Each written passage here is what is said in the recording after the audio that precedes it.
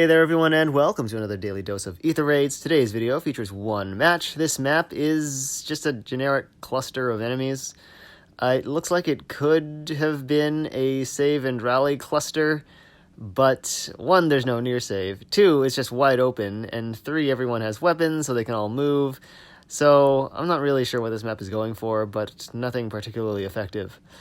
As far as kicking things off, I see a few options. It's super easy to approach this team. If you go from the column that Fjorm is in, you can easily test that heavy trap by just smiting a unit onto it. If you have a one-range attacker who can take on the Fjorm, that's a pretty good way to go. You could just break the Hot Spring and the Bright Shrine and place a unit in, below the defense fortress to take out the Triandra, bait her out on the enemy phase. If you have a one-range attacker that can take out the Edelgard, you can have them do that, since she won't get the savior as she would if you'd hit her with a 2-range attacker. So those are just a few ways to get the enemies moving, and from there it should be pretty easy to just force them to attack you. With the exception of Edelgard, they are all much weaker on when initiating than when defending, so that's just something you can just take advantage of. Alright, that's what I see for this map, so let me go ahead and get into my clear now. I deployed the Aether raiding party for this match. I was initially planning on just going up the left-hand side, having Ullr take down the Edelgard straight away, until I realized, wait, Edelgard is in range of Fjorm's far save. So that would not be pretty at all. What is it? So what I decided instead was to set up for an initiation on the right-hand side and just smite Sita onto the heavy trap, break the Bright Shrine with air. And then what I did after that kind of depended a little bit on whether the heavy trap was real. Obviously, if it was fake, I would have needed to do a full retreat, because there's no way I was going to be able to take out that Hector.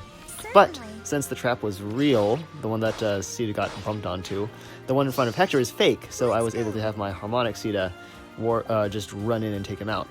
I feel your gaze. So I was also planning on having my Azura KO the Triandra in 2 hits and activate Gale Force, but that fell flat because Triandra died in a single hit, so that kind of sucked. And after a bit of thinking time, I actually decided to just go all in here, having Sita take out the green armors, and Azura just took out the Triandra, leaving only Idun.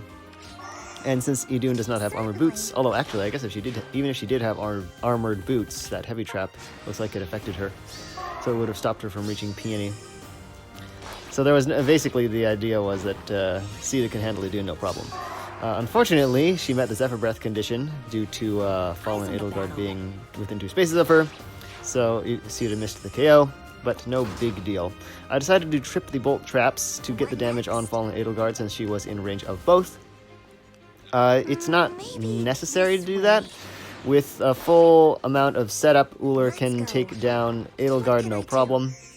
I do try to make sure of that calculation before I send this team in against Fallen Edelgard, just because Ullr is really the only way I have to deal with her.